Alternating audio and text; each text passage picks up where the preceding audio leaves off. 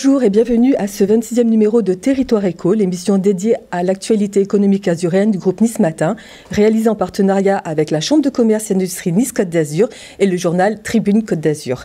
À mes côtés pour présenter cette émission, Agnès Faroudia, journaliste au service économie de Nice Matin. Bonjour Agnès. Bonjour Karine. Et Isabelle Ozias, rédactrice en chef de Tribune Côte d'Azur. Isabelle, bonjour. Bonjour Karine, bonjour à tous. Et au sommaire de ce numéro de rentrée, la grande interview de Frédéric Lorca, directeur du centre commercial Cap 3000 qui a signé d'excellents résultats en juillet et en août. Le journal de l'Écho qui fera un retour sur l'actualité économique azuréenne de cet été. La rubrique En coulisses qui vous fera découvrir les secrets de fabrication de votre quotidien préféré, c'est-à-dire Nice Matin. Et enfin, le pitch sera assuré par la start-up Pharma Green qui donne une seconde vie aux invendus des pharmacies. Et sans plus tarder, nous débutons ce numéro de rentrée avec la grande interview.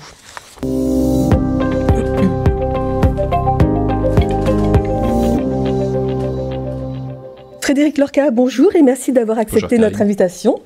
Et vous dirigez depuis bientôt un an Cap 3000. Et si vous êtes sur ce plateau aujourd'hui, c'est parce qu'avec 2,5 millions de visiteurs rien qu'en juillet et en août, le centre commercial de Saint-Laurent-du-Var a vécu un été record, surpassant l'été 2024 qui avait déjà engrangé de très très bons résultats. C'est les effets des JO de Paris et du Tour de France notamment. Alors avant de parler de Cap 3000, une petite question sur l'actualité. Pensez-vous que la chute du gouvernement Bayrou influera les habitudes de consommation de vos clients? En d'autres termes, l'automne sera-t-il aussi bon que l'été? Donc bonjour Karine, bonjour à tous. Merci de m'accueillir dans cette émission. Concernant les incertitudes politiques, je pense que ça fait quelque temps que nous vivons avec cela. Cela ne change pas notre stratégie et notre feuille de route. Nous nous adaptons aux demandes de notre clientèle et nous continuerons à le faire dans les prochains mois. Très bien. Agnès ? Monsieur Lorca, bonjour. Est-ce que vous pourriez nous donner un petit peu quelques chiffres sur Cap 3000 en termes de surface, en termes de fréquentation? Oui, bien sûr. Alors Cap 3000, il faut savoir que c'est le premier centre commercial de l'histoire en France, qui a été créé en 1969. Nous avons désormais 135 000 m², 135 000 m² pour 300 magasins, 50 points de restauration, ce qui fait de nous le plus grand centre commercial en nombre d'enseignes sur le territoire français. Vous en avez parlé tout à l'heure en préambule, 2,5 millions de visiteurs cet été, sur juillet et août. C'est quand même une fréquentation plus qu'honorable et dans une période qu'on disait morose. À quoi attribuez-vous votre succès ? Oui, c'est une très bonne question. Effectivement, l'année 2024 était un grand cru pour nous sur la fréquentation, avec les effets du Tour de France et les effets des Jeux Olympiques, où beaucoup de touristes de clientèle internationale avaient décidé d'avoir des extensions sur la Côte d'Azur, et beaucoup de Franciliens, notamment, ont décidé de rejoindre la Côte d'Azur l'année dernière. Bien, cette année, nous avons eu l'opportunité de faire progresser notre fréquentation de 3,4%. C'est donc une année record. Et ce succès, nous devons d'abord à un très bon mois de juillet, grâce au Beach Force Festival que nous faisons chaque année avec la ville de Saint-Laurent-du-Var, où nous avons de nombreuses manifestations, des concerts, mais aussi des événements sportifs, notamment les championnats de France de basketball 3-3, mais aussi les championnats de France de beach volley. Donc ça, c'est un premier point. Et puis le développement de la clientèle internationale. Les Américains étaient très nombreux l'année dernière. Nous avons pu stabiliser ces effets avec notre clientèle américaine, et nous avons un retour de notre clientèle chinoise qui est revenue cette année et que nous n'avions plus réellement vu depuis 2019 et le démarrage de la période de Covid. Vous êtes un bon indicateur sur le retour de la clientèle étrangère. Exactement, et la clientèle étrangère a représenté 700 000 visiteurs sur les 2 500 000 visiteurs de la période juillet-août.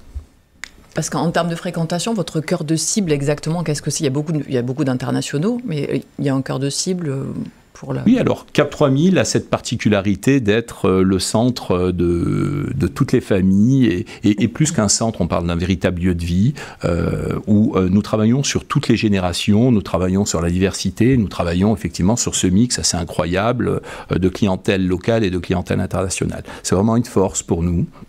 Notre cœur de cible, notre hyper cœur de cible reste la femme de plus de 40 ans, qui est vraiment le cœur de cible de CAP 3000.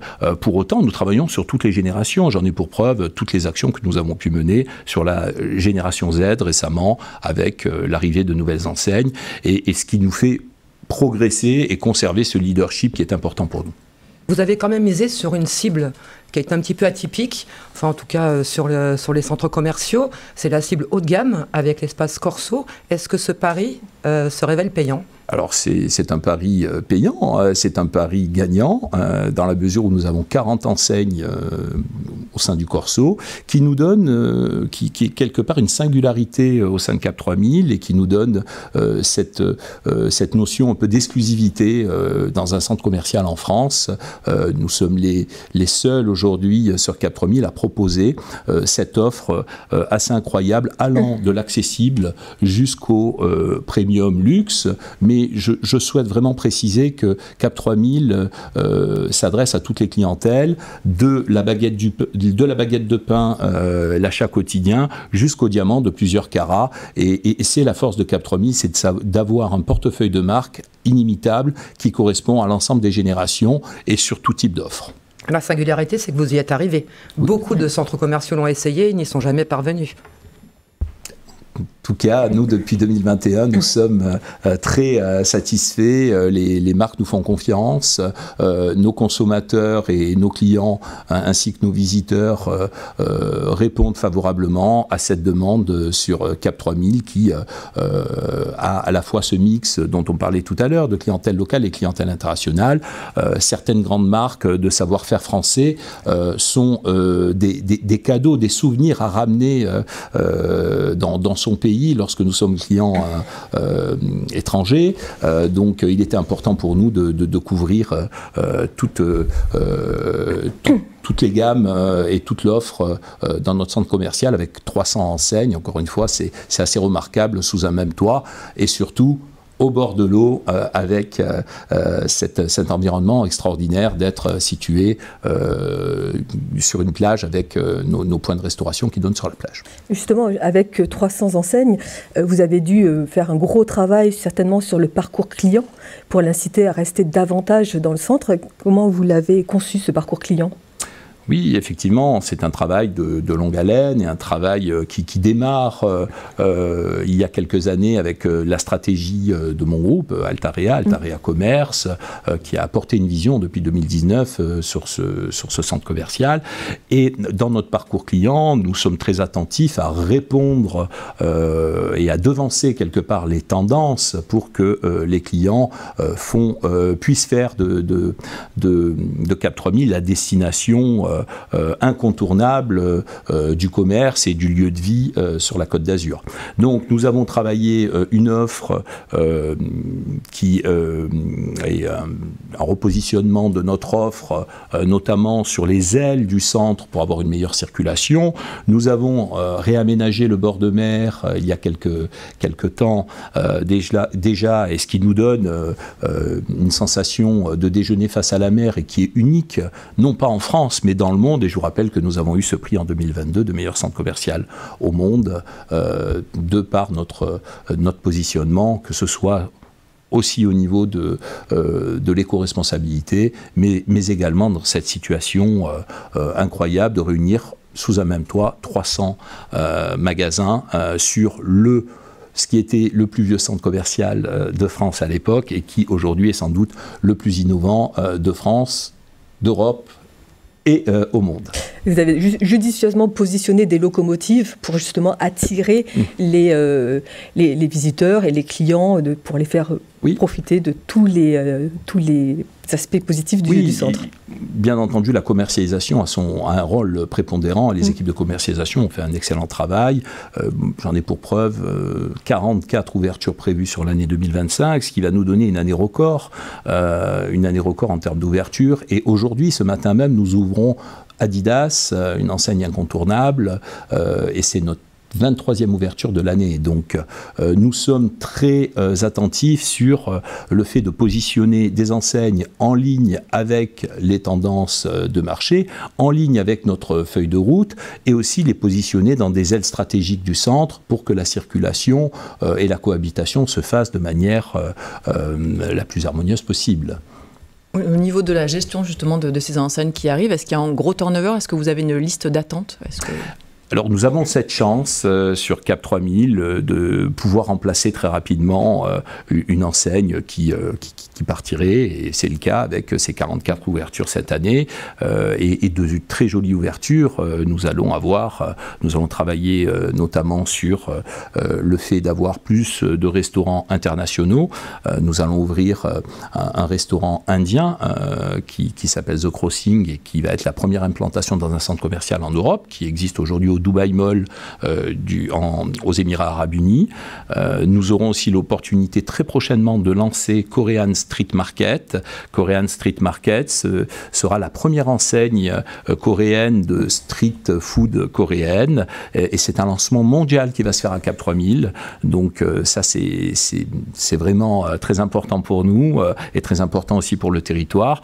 Donc nous avons cette chance d'attirer les enseignes, et nous les attirons d'une manière assez simple, c'est de bien connaître nos clients, de travailler sur nos clients, de bien travailler aussi sur les tendances avec toutes les équipes du centre et toutes les enseignes, ce qui nous permet de répondre précisément à leurs demandes. Et nous essayons systématiquement d'avoir les premières implantations sur Cap 3000. On va revenir à la fréquentation et à ses impacts. Cap 3000, on l'a dit, 2,5 millions visiteurs cet été, mais 12 millions à l'année, quelles que soient les années à peu près. On se pose forcément la question de l'éco-responsabilité que vous avez évoquée dans une question précédente. Oui, très juste. Donc, pour être encore plus précis, nous avons 12 400 000 visiteurs qui ont visité le centre l'année dernière.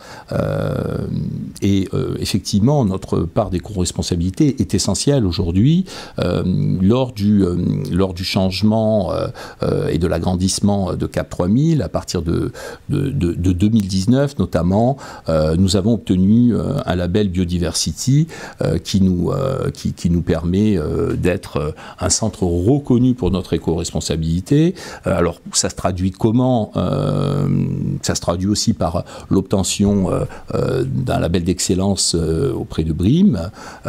Nous avons... Expliquez peut-être. Oui. Donc, nous avons redonné beaucoup de surface perméable sur le centre et végétaliser le centre. Nous travaillons avec beaucoup de...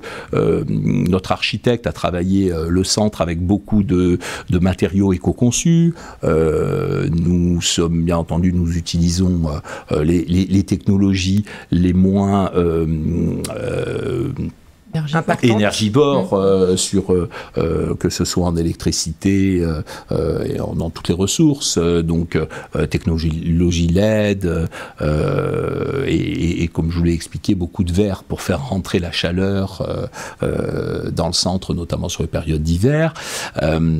Et puis tout a été végétalisé. Nous avons un regard très important aussi sur les rives du Var qui sont en proximité, et nous avons travaillé aussi le côté Clean Up Days pour notre plage de Saint-Laurent-du-Var, parce que nous avons ce devoir de citoyen de nettoyer la plage, et aujourd'hui c'est devenu un automatisme. Les gens répondent systématiquement, enfin les clients répondent systématiquement présents à toutes nos actions de Clean Up Days.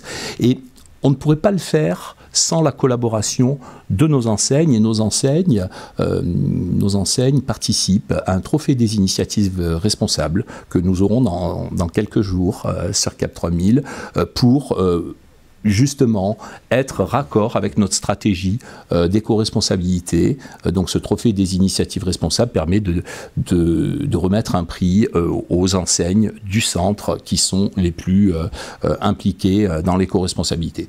Et j'ai oublié de vous préciser, mais bien entendu, vous le savez aussi, tous nos déchets sont triés, on sommes très attentifs à tout ce que nous produisons en termes de déchets et nous sommes très regardants sur notre production de déchets avec des partenaires qui nous accompagnent tout au long de l'année. Quelle est la stratégie pour conserver cette dynamique de croissance ? Alors la stratégie pour conserver cette dynamique de croissance, déjà, elle est sur nous-mêmes, de continuer à développer notre feuille de route. Développer notre feuille de route, c'est assez clair. La feuille de route va continuer à se faire en ayant le meilleur portefeuille de marque, en touchant sur ce portefeuille de marque tous les aspects du lieu de vie, la restauration, les loisirs, et j'en ai pour preuve, nous allons accueillir dans les prochains jours une enseigne qui s'appelle Ninja Stadium, et Ninja Stadium, c'est ni plus ni moins que l'enseigne qui reprend le fameux jeu télévisé Ninja Warriors au sein du centre commercial. Nous avons la tête dans les nuages et nous avons une salle de sport exceptionnelle sur le centre commercial. Donc l'aspect loisirs et restauration est prépondérant. Nous allons continuer à développer tout cela. Nous avons besoin aussi d'avoir des enseignes, les enseignes les plus performantes, les plus désirables, et nous sommes ravis d'annoncer l'arrivée de Zara Home qui répond à notre cœur de cible et qui arrivera sur la zone Corso d'ici quelques semaines avant la fin de l'année. Nous sommes au bord de l'eau, nous sommes méditerranéens et nous sommes très contents d'accueillir la Cabane de l'Écaillé, qui est un restaurant haut de gamme qui arrivera très prochainement et qui proposera fruits de mer, poissons, dégustation et sur les périodes de fête, le fait de pouvoir acheter vos huîtres directement dans le centre commercial. Donc nous travaillons vraiment sur cette complémentarité. Nous avons aussi le paradis du fruit qui va arriver, qui répond à une clientèle qui est en recherche d'une offre un peu plus végane, un peu plus orientée sur la nourriture saine. Voilà, et ça c'est la parfaite harmonie, je dirais, dans notre conception de l'offre food, de restauration, excusez-moi, qui est déjà très importante, très dynamique et qui nous permet d'avoir une reconnaissance nationale et internationale. Sur les autres aspects, nous sommes sur un territoire qui a la chance d'avoir de jolis projets. Et j'en ai pour preuve, en ligne de mire, ce sont les JO de 2030. Les JO de 2030 vont nous permettre aussi d'avoir l'arrivée d'un tramway, d'être encore plus connecté à l'aéroport, d'avoir une gare multimodale à côté du centre commercial et également d'avoir un centre de congrès en proximité de la gare multimodale et de notre arrêt de tramway. Alors ça, c'est une cible complètement différente. Vous partez sur du B2B, sur une inclusion dans l'écosystème qui est franche et affirmée. Oui, le B2B sera important, ce sera notre clientèle MICE que nous comptons développer. Et je pense que aujourd'hui, sur ce marché-là, nous avons encore une belle dynamique devant nous. Nous allons continuer à travailler avec les offices de tourisme et l'office de tourisme d'Île-Côte d'Azur pour, à destination, faire la promotion de Cap 3000, et c'est ce que nous venons de faire au Japon, en Corée, en Chine, aux États-Unis, pour faire venir nos clients, et nous en récoltons les fruits au quotidien. Et c'est vraiment très important pour nous. Donc il y a une stratégie touristique. Nous pensons que le tourisme va porter aussi une certaine croissance sur la Côte d'Azur. C'est une réussite totale pour la Côte d'Azur, et nous devons continuer à nous développer, et nous ferons bien entendu très attention à notre clientèle locale que nous préservons depuis 1969 et que nous ne cessons de chouchouter pour leur proposer la meilleure expérience, et j'espère développer de nombreux services pour encore plus personnaliser notre offre, notre expérience au sein de Cap 3000 d'ici quelques semaines. Et à la fois pour un client international, mais également pour un client local. À quelle échéance le Palais des Congrès ?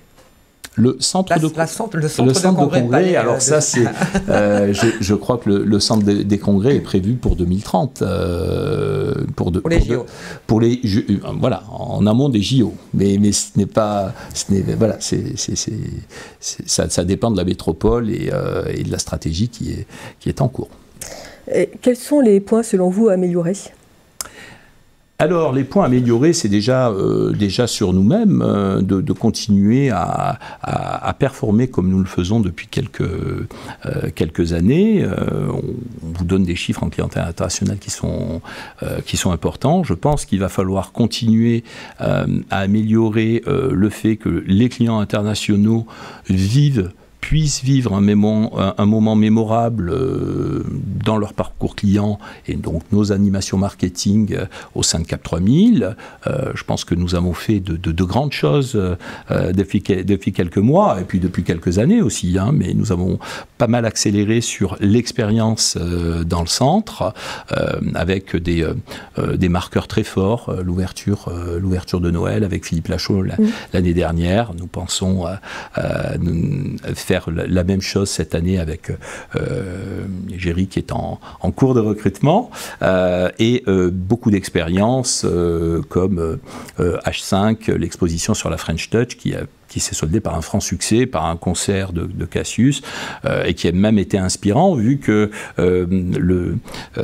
l'UNOC a choisi aussi Cassius pour le lancement des festivités. Nous allons peaufiner notre offre donc de services et encore une fois travailler nos stratégies sur nous-mêmes pour développer et pour répondre aux attentes de nos clients. C'est vraiment ça. Nous sommes très à cheval sur les études, sur les retours de nos clients. Et vous savez, CAP 3000 a la meilleure note Google en France pour un centre commercial et nous en sommes très fiers. Et les clients, est-ce qu'ils demandent un cinéma ? Les clients demandent un cinéma, évidemment. Aujourd'hui, très clairement, nous n'avons pas la place. On aimerait avoir un cinéma. Pour autant, nous avons pris en compte cette demande-là et ça se traduit par un cinéma en plein air chaque été qui est complet et qui apporte une expérience magique sur CAP 3000. Mais bien entendu, si l'opportunité se présente, nous l'étudierons, comme nous étudierons plein d'autres choses. Nous avons beaucoup d'opportunités. 135 000 m², c'est énorme, et pour autant, il manque de la place. Voilà. Vous avez des possibilités d'extension encore ou c'est terminé ? Non, enfin elles sont minimes. Elles sont minimes sur nous-mêmes. On parle de quelques cellules, mais de là à parler d'une extension de l'envergure d'un complexe de cinéma, non. Pas tout de suite, mais après les permis se demandent et les projets s'étudient. Aujourd'hui, nous travaillons déjà sur ces 135 000 m². Et le PLU, vous l'autorise ? Le PLU nous autorise, nous avons eu un permis de construire il y a quelques années, et sur le PLU, nous avons quasiment utilisé tous nos m². Il nous en reste un tout petit peu, des poches infimes, mais pas au niveau d'ouvrir, de développer des surfaces telles que vous le réclamez au niveau d'un cinéma. Mais après, ça pourrait être le cas. Mais ça s'étudie, ça pourrait être le cas. Il faut faire une demande aux autorités. C'est un travail de longue haleine. Alors, on verra, on attendra avec impatience. Merci à vous trois, Frédéric. Vous restez avec nous et nous allons passer au Journal de l'Écho.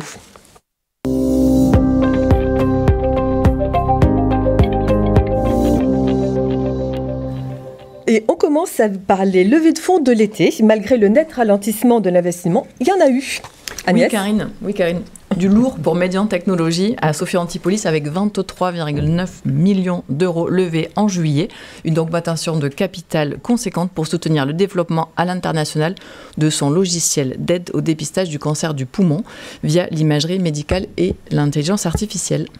Belle été aussi pour la canoise Polycloud qui a levé 7,5 millions de son côté. Elle développe des solutions de cloud souverain capables de réduire notre dépendance aux grands géants américains GAFAM. Sa petite particularité, c'est que ce sont des mini data centers qui sont localisables en proximité. Ça réduit l'impact environnemental de nos requêtes sur Internet tout en protégeant la souveraineté de nos données. C'est plutôt pas mal. Bravo Polycloud. Et Polycloud est la dernière aventure entrepreneuriale de David Gurley qui a fondé la licorne Symfony. C'est une plateforme de collaboration sécurisée pour les traders dont le principal centre de R&D est basé à Sophia Antipolis.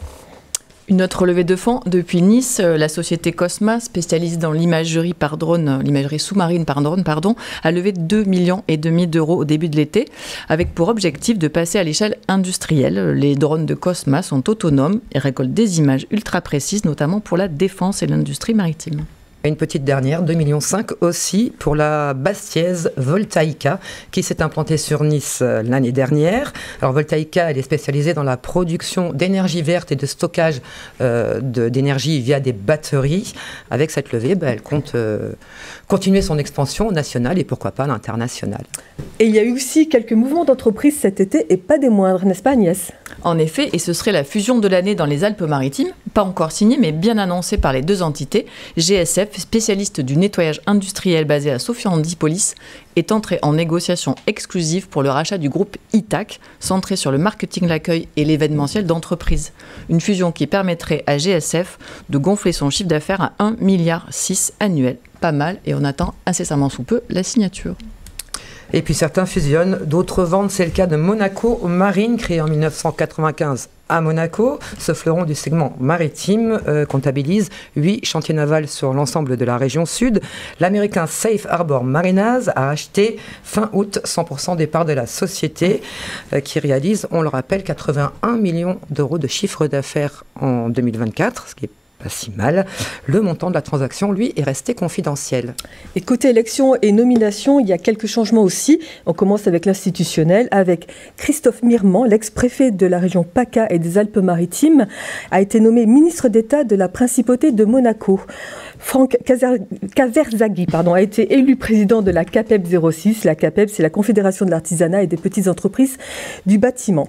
Thomas Gerbrandt succède à Alain Delphis à la direction de Nice Expo et on notera la démission de Philippe Renaudy, président de la CCIR PACA, entré en conflit frontal avec la CCI Nice-Côte d'Azur sur l'attribution de la concession du port Saint-Laurent-du-Var.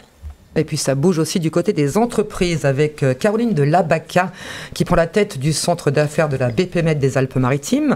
Arnaud Joly a pris lui la direction générale de l'hôtel Anantara à Nice. Jean-Charles Pitt est le nouveau big boss du casino barrière La Croisette à Cannes.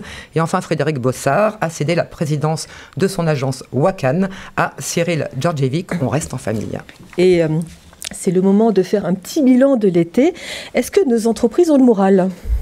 Alors Karine, si on mesure ce moral au gros succès des Estivales 2025, on peut dire que oui, le grand raout de la Chambre de commerce et d'industrie Nice-Côte d'Azur a rassemblé pour sa 3e édition plus de 350 acteurs économiques à Antibes, un cadre idyllique pour distinguer quelques entreprises remarquables du territoire.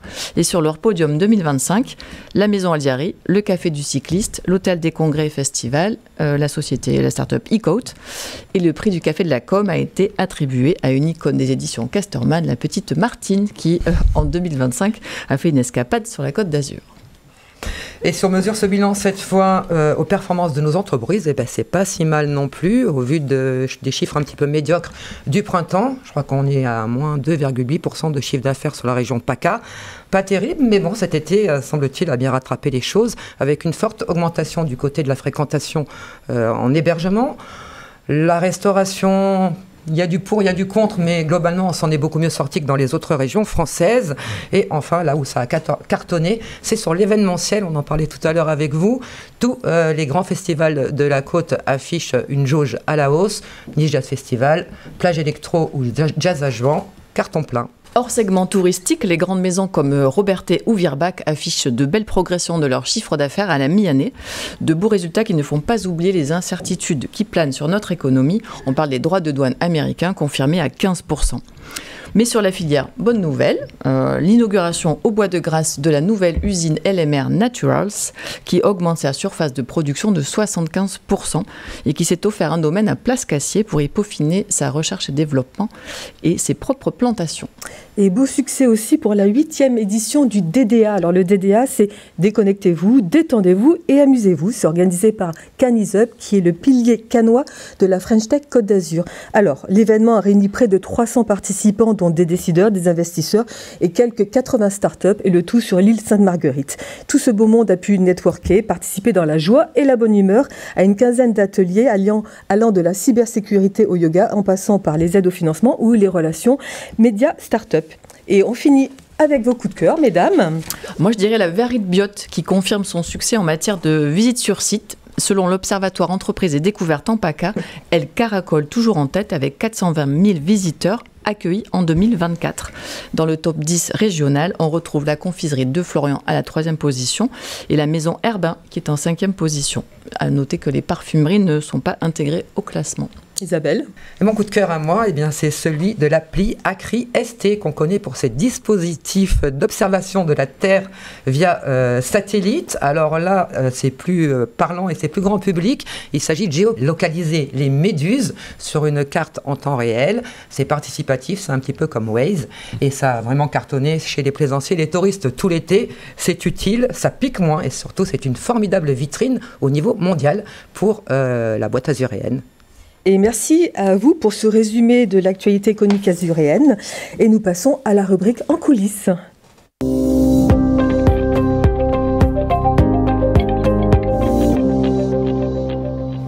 Alors, vous le savez certainement, Nice Matin a fête cette année, et plus précisément ce mois-ci, c'est 80 ans, puisque le premier numéro date du 15 septembre 1945. Alors, on vous amène dans les coulisses de votre quotidien préféré. Vous allez découvrir la fabrication d'un journal, depuis le choix des sujets jusqu'à son arrivée dans les maisons de presse. Allez, on regarde. Ça, c'est Nice Matin. Et ça fait 80 ans qu'on publie le journal tous les jours. Je vais vous montrer en moins de 2 minutes comment on fait pour faire tout ça. Le groupe Nice Matin, c'est 3 journaux avec Var Matin, Monaco Matin et Nice Matin. Il y a 8 éditions, avec par exemple Nice Métropole, Grand Ouest et Menton Vallée, pour une moyenne de 70 000 journaux imprimés tous les jours. Pour informer tous les habitants de la Côte d'Azur, le site internet publie les premières actus dès 6h du matin. À 9h, c'est parti pour la conférence de rédaction au siège et dans chacune des locales. Les 170 journalistes se rassemblent pour décider les sujets qui vont être traités dans le journal et sur le site. Puis ils partent en reportage et organisent des interviews. Sur le web, 12 journalistes vous informent en temps réel de tout ce qu'il se passe. D'ailleurs, cette année, 70 millions de pages ont été lues sur nos sites. Bon, Nice Matin, c'est pas que un journal et un site internet, c'est aussi 80 événements comme la Classic VAR, la Golf Cup et des clubs qui rassemblent des professionnels pour parler d'économie ou de santé sur tout le territoire. Bah ouais, ici, il n'y a pas que des journalistes. Au total, on est près de 600 salariés, parmi lesquels on trouve par exemple les commerciaux qui font en sorte que le journal soit bien vendu, la régie qui s'occupe de toutes les campagnes de pub, les administratifs, les supports, mais aussi les porteurs qui amènent le journal dans les boîtes aux lettres de nos 35 000 abonnés. Bref, retournons au journal. Il est 15h, c'est la réunion hebdo du lundi. La rédaction se regroupe pour prévoir les gros sujets de la semaine. En fin d'après-midi, les éditeurs prennent leur service pour mettre en page les articles des journalistes et des 190 correspondants. Quand tout est prêt, ils les envoient au pré-presse, qui assemble les pages et les envoie à l'impression. Et hop, c'est parti pour imprimer et distribuer le journal. Une équipe de 50 personnes s'occupe de faire tourner les rotatives pour que ces énormes bobines de papier deviennent un journal quotidien. Il est envoyé au service expédition où il est trié et empaqueté sur des tapis roulants et enfin récupéré pour être envoyé dans les kiosques de toute la région pour que vous puissiez l'acheter. Et voilà, ça c'est Nice Matin. Merci à Quentin Lazeras qui a réalisé son dernier reportage pour le groupe Nice Matin. On lui souhaite plein de bonnes choses pour la suite. Merci à vous aussi Frédéric Lorca, et je crois que vous avez une information à nous donner qui mérite toute son importance. Oui, merci pour ce moment. Effectivement, nous vous invitons à venir découvrir l'histoire, le patrimoine et les entrailles de Cap 3000 aux Journées européennes du patrimoine. Ce sera une première pour un centre commercial en France. Et nous sommes ravis de pouvoir proposer cela à notre clientèle, donc très prochainement. Sur inscription. Et sur inscription, effectivement. Et les journées européennes du patrimoine, ce sont les 20 et 21 septembre prochains. Donc merci beaucoup et on place à la dernière séquence de ce territoire éco, le pitch.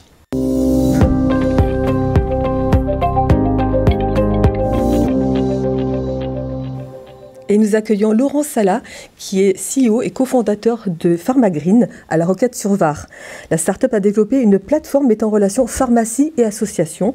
Pourquoi, vous demandez-vous ? Pour donner une seconde vie aux invendus. Laurent Salah, bonjour. Bonjour. Vous avez 90 secondes pour nous expliquer où vont ces produits. Parfait, merci Karine. Je démarrais par un constat. Tout d'abord, 9,8 millions de personnes qui vivent sous le seuil de pauvreté monétaire et de l'autre côté, 10 millions de produits invendus de première nécessité, d'hygiène, qui sont gaspillés chaque année en officine. PharmaGreen a pour mission de bâtir un pont entre ces deux constats, de valoriser les invendus de parapharmacie, les valoriser socialement et les valoriser économiquement. Pour ce faire, 3 sous-services. Un premier service informatique qui permet tout simplement de faire le lien informatique entre le logiciel de la pharmacie et nous, PharmaGreen, pour la gestion.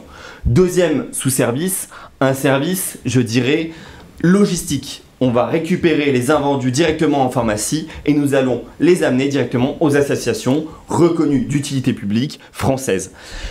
Troisième chose, un service tout simplement administratif qui vise à gérer toute la partie fiscale que la pharmacie doit derrière avoir pour pouvoir valoriser son don.